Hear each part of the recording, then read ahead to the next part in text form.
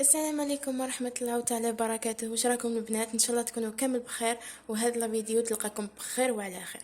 فيديو جديدة ان شاء الله تعجبكم. جبتكم فيديو جديد ما كنتش صورته معكم في القناة من قبل ما نبداو الفيديو تاعنا حبيت نقول لكم اللي مازال ما اشتركتش في القناة تشترك حبيبتي وتفعل الجرس باش يوصلها كل جديد، وما تنساش تخلينا جيم والكومنتير هكا باش يوصلك الجديد تاعنا توجور. وبلا ما ننسى ميزابوني ربي يحفظهم ان شاء الله، ونشكركم بزاف على لي جام على التعاليق اللي راكم تخلوهم لي. مالغري كو راني نطول باش نحط لي فيديو، من ان شاء الله يا ربي هالخطره راني حنعاود نولي لكم من دار وجديد، وراح نولي لكم بروتينات، يعني مانيش حنفرط فيكم هذا الخطر. المهم ما تنساوش تخلوا لي كيما قلت لكم جيم وكومونتير، وراح نبداو في لا فيديو تاع اليوم. كيما راكم تشوفوا اليوم حبيباتي جبت لكم روتين بزاف هايل، راح يعجب المزوجات العزبات، يوالم كل مراه كل راجل. الروتين تاعنا تاع نهار اليوم هو روتين العنايه بالقدمين. الانوثه تاع المراه راح يبانوا في يديها وفي رجليها. هنا الروتين تاعنا راح يكون فيه بزاف مكونات، على هذه راح تحكموا ورقه وستيلو تماركيو كامل المكونات اللي راهم لهنايا ينفعوكم حبيباتي. هكا باش تجيكم سهله، وما تنساو حتى مكون. انا والبنات كما شفتونا كنت حطيت لكم كلش لهنايا باش يجي على عينكم وتعرفوا واش فيه وواش ما فيهش. راح نقول لكم على الصوالح اللي راهم لهنايا، ومن بعد هذيك في الفيديو في التطبيق راح تشوفوا كيفاش رايحين نستعملوهم. هذا راح نخليوه بجي باسكو راح نديروا فيه واحد المكون اللي راح نقشروا به القدمين تاعنا. هنا كأول حاجة واش راح نستعملو؟ راح نستعملو هذا المكون اللي راح يكون هنا كأول حاجة. راح نستعملو كذلك راح نستعملو الخل الأبيض ولا خل التفاح. أنا صراحة نفضل خل التفاح مالغري كو الخل الأبيض مليح، مي نحب خل التفاح. واش عندنا ثاني؟ عندنا الفازلين، عندنا ثاني كريم فازلين. كل وحده واش تحب لا كريم فازلين، تحب مرطب، يعني واش يكون عندك راح تحتاجيه وراح يفيدك. راح نسحقوا ثاني هذا واش يقولوا لها يا ربي، ما على باليش ليسونسيال واسمها، نعيط لها انا الحجره تاع الرجلين تاع التقشير. ان شاء الله تكون تبان معاكم. ها هي وين راهي، يعني تجي حرشه شويه، على بالي بلي كامل تعرفوها وكامل عندكم.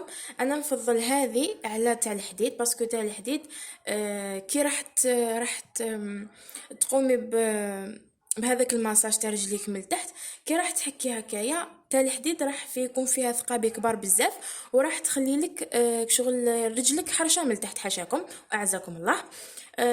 مي هذه لا هذه راح تخرج لك كيما يقولوا تخرج لك لا بو مورت، هذيك الجلد الميت راح تخرجه لك على شكل بودره، يعني راح تنفعك.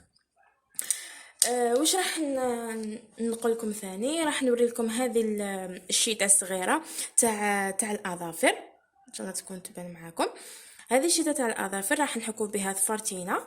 ما نخسر لكمش الطريقه، مي انا نقول لكم على الصوالح اللي نحتاجوهم. هذه خلوها بجيه. هذوما نلميو بهم لي زونغل تاعنا تاع القدمين وتاع الايدي. انا دايره وحده هكا وحده هكا. هذه راح نحو ثانيك بها الجلد الميت اللي يكون بين الظفار واللحم، يعني راح نحيو بها هذاك الوسخ، حاشاكم واعزكم الله، وهذوك لابو مورتو كامل راح نحيو نلميو به هذاك الصوالح. وشنو ثانيك راح نحتاجو هنايا دونتيفريز. راح تقولوا لي واش دخلها في الروتين تاع القدمين، ولكن عندها اهميه كبيره بما انه معجون الاسنان فيه مبيض. راح نستعملوه وراح يبيض لنا الاظافر تاعنا، يعني هذا راح نستعملوه في الاظافر. وكذلك واش عندنا صابون دزاير ولا صابون البلدي، كل واحد واش يقولوا، احنا نقولوا صابون دزاير. راح نغسلوا به رجيلاتنا. انا نفضل صابون دزاير ولا صابون الحجره، هذاك تاع الحجر، هذاك اللي نغسلوا به الحوايج البيضاء وكامل. هذاك نفضلوا في حاجه كيما هذه، زعما في روتين هكا اللي يكون تاع نظافه وكامل. باسكو علاش انا هادوك اللي يكون فيهم الريحه راح نخليهم في الاخر كامل ونستعملهم. هنا نسحقوا لو جل دوش، ولا ماشي جل دوش تحبي صابون اللي يكون فيه ريحه هكا تحبيه، ولا كيما انا نفضل جل دوش ولا دوف ثاني كيمد ريحه بزاف هايله وتبقى يعني مده طويله شويه. راح نسحقوا ليفه ولا كيما احنا نقولوا الحبل، باش فلافان كامله راح نغسلوا رجلينا حاشاكم القدمين. واش راح نحتاجو ثاني؟ راح نحتاجو زيت جوز الهند ولا واسمها زيت زيتون، يعني اي زيت تستعمليها وتحبيها وتجيك سهله، اي وحده تكون متوفره عندك في الدار.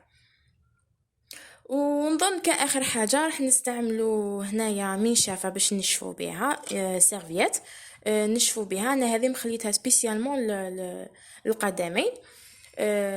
ونسحقوا ثانيك القشرات يكونوا دافيين. الوغ البنات راح نبداو في الروتين تاعنا. كاول حاجه راني رايحه نبدا بها، راح نحط لكم المكونات لهنايا اللي راح نستعملوهم باش نقوميو بهم لي بيي. واش راح نستعملوا لهنايا؟ راح نستعملوا مغرفه تاع الملح. كما شفتوا لهنايا راني نحط لكم مغرفه تاع الملح. هذا الملح الخشن ماشي الملح العادي، سمحوا لي زغد الهاتف. هنا كما قلت لكم هذا الملح الخشن ماشي الملح العادي اللي نطيبوا به. راح تلقاوه عند اللي بيع عند مول الاعشاب. انا شريته باش نستعمله في حاجه اللي شغل نقيو بها ونحو بها الجراثيم وكامل. كما تعرفوا كاش نهار ندير لكم عليه فيديو سبيسيال ونقول لكم واش ينفع بالذات. هنا كما شفتوا كنت درت معلقه هكا تاع الملح الخشن كاول حاجه. كما شفتوا شوفوا كيفاش داير، يعني خشين ماشي كيما الاخرين. وكي راح نبداو في الطريقه وفي كيفاش نديروا العنايه بالقدمين. راح نقول لكم على واش درت الملح هذايا، يعني على واش يفيد وعلى واش درتو. كثاني حاجه راح ندير ثانيك ملعقه ماشي تاع قهوه، تاع قهوه اللي تكون يعني طيبناها من قبل، يعني كيما احنا نقولوا لها هذيك التلوه هاي وين راهي. كيما شفتوا هذه التلوه طيبه وكامل، يعني ما ترميهاش. كي تكوني طيبتي القهوه وكامل استحفظي عليها، وفي العشيه هذيك اتيليزيها في هذا الروتين. يعني هكا من جهه راح نقتصدوا، ما تقولوليش استعملنا القهوه غاليه ومنا هكا راح يعني نستفادوا من هذيك التلوه، وما راحش نخسروا القهوه تاعنا، ما راحش يكون في تبذير. كما شفتوا هنايا كنت درت مغرفه تاع ملح ومغرفه تاع قهوه. كذلك راح نقول لكم لواش درنا القهوه. واللي عندها مقشر يعني واجد تحب تستعملوا عادي. انا حبيت ندير معكم مقشر اللي نستعملو في القدمين. وهنايا راح نستعمل ثانيك هذا الزيت تاع زيت جوز الهند. راح برك نجيب مغرفه واحده اخرى باش ما نوسخش. هنا كما قلت لكم نستعملوا مغرفه تاع جوز الهند. يعني راح نشوفوا الكميه شحال نحتاجو.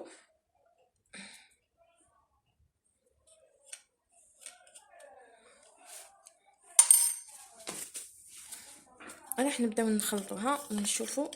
يعني كما تعرفوا زيت جوز الهند راح تجي هكا متماسكه، ومن بعد تطلق روحها.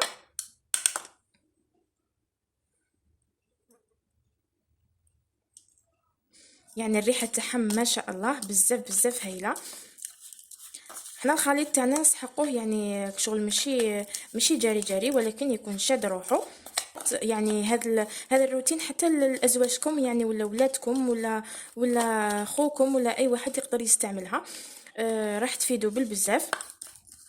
كيما الرجال تعرفوا يكونوا توجور على العام واقفين، يعيوا في الخدمه تاعهم وكامل. يعني الانسان يدير هذا الروتين خطره في السمانه ولا خطره في العشريه، راح يفيدوا بالبزاف. وراح ينحيلوا هذيك القشره الميته، راح حتى هذيك الريحه حاشاكم اللي تكون في الرجلين وكامل راح تنقص مع بالطول. المهم هذا هو القوام اللي نحتاجوه. يعني ما راه جاري، ما راه ناشف بزاف. واللي حبت تزيد كمكون رابع تضيف لها مايزينا. انا نظن هكا راح يكفي ويوفي كما يقولوا، مع الصوالح الاخرين يعني راح يفيدونا. المهم البنات، دوكا رايحين نروحوا للدوش، ورايحين نوريكم الطريقه كيفاش راح نستعملوا كامل هاد الصوالح. ما تروحوش بعيد، ايوا معنا. شفتوا هناك اول حاجه انا راح ندير الخل. هنا كنت درت ماء سخون،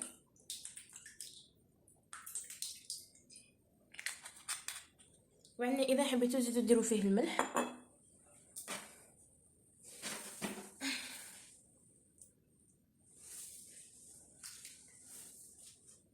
راح نخلي رجلي هكا منقوعين في الماء. جبت كامل المكونات اللي نحتاجهم حطيتهم قدامي. راح نخلي رجلي شويه هكا في الماء بس ما يدفى ويطرى، ونقدر نقوميهم ونحي هذيك الجلده الميته. وكما تعرفوا الخل والملح ينحوا الجراثيم اللي تكون كاينه.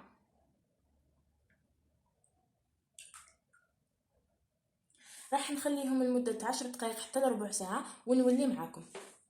هنا بعد ما وليت لكم بعد ربع ساعه البنات، جيلاتي حسيتهم تفاو هكا وطراو معايا. دوكا نقدر نقوميهم ونكمل الطريقه معاكم. انا البنات راح نبعدوا هاد الباسينه اللي فيها الماء دافي، ورايحين نروحوا للخطوه الاخرى. هنا يا البنات بعد ما بعد هذيك الباسينه رايحين نحكموا هاد الكوماج، راح نركيوه كامل في رجلينا. رايحين تشوفوا معايا كيفاش انا رايحه ندير. نبداو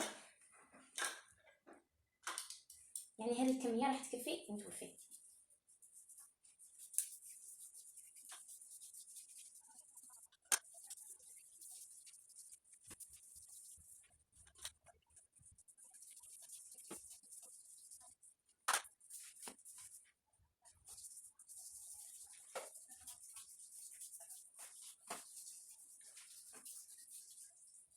راح نكمل نقوميهم نعمل هذه الحركه الدائريه كما شفتوا في كامل البلايص، يعني غير بالعقل. ونولي معاكم بعد ما حاجاكم نحيت كامل هذاك الكوماج هذاك، يعني كما قلت لكم راه كفا ووفى. تحبوا ديروا حتى رجلكم الفوق ديروا، انا حتى راه قاعد لي منه شويه برك. تحبوا تنقصوا في الكميه نقصوا. دوكا واش رايحين نديروا؟ راح نحكموا صابون الجزائر، راح نحكموا منه كميه وراح نغسلوا به رجلينا كما شفتوا. كنا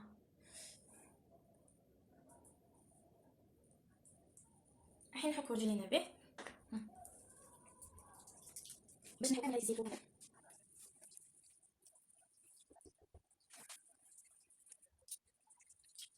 كيف راح نمشي مثلا هذا الشيء في البدري باش نوجد جميع يخلي الله.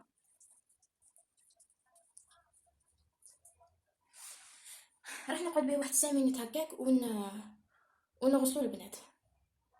كما شفتوا بعد ما خليته كما قلت لكم شويه، راني جبت كاسه كما يقولوا ولا ليفه، راح نحك بها الجيلاتي وهو ناشف، يعني ما نشوفوش هو ناشف. راح ندلك يعني نحك كامل هكا. لا لا لا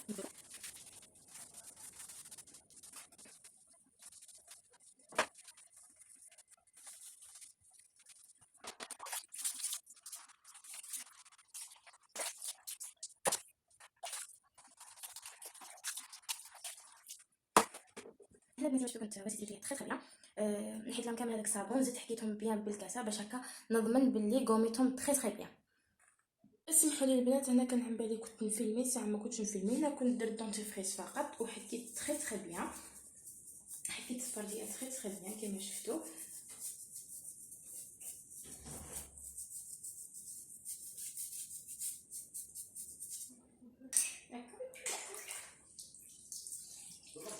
بعد ما تهلت في رجلاتي تخي بيان، دوكا واش راح ندير؟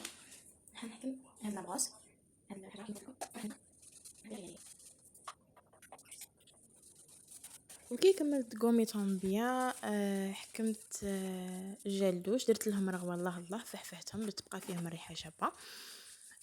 وني شفتهم بيان سور. نحيت تانيك هذيك لابو مخط بهذيك هذيك التريك هذيك ما صورتش معاكم باش الفيديو ما يجيش طويل بزاف.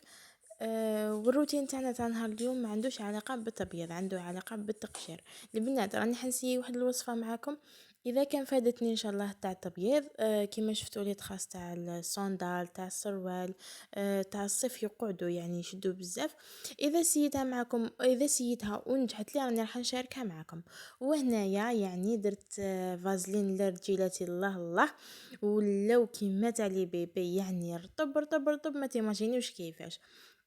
دفيتهم ورحت رقد. هذا الروتين انا نستعملو في الليل هكا باش رجلي يريحوا، ويعني ما نعاودش نكشل نوقف عليهم ونوسخهم من دارهم جديد. المهم البنات، اذا عجبتكم لا فيديو ما تنسونيش بجيم وكومونتير، واللي ما شاركتش في القناه كالعاده تشارك حبيبتي، راكي راح تراطي العميره تاعي. ما بقى لي غير نقول لكم تهلاو في روحكم، تهلاو في صحتكم، تهلاو في والديكم، سلام.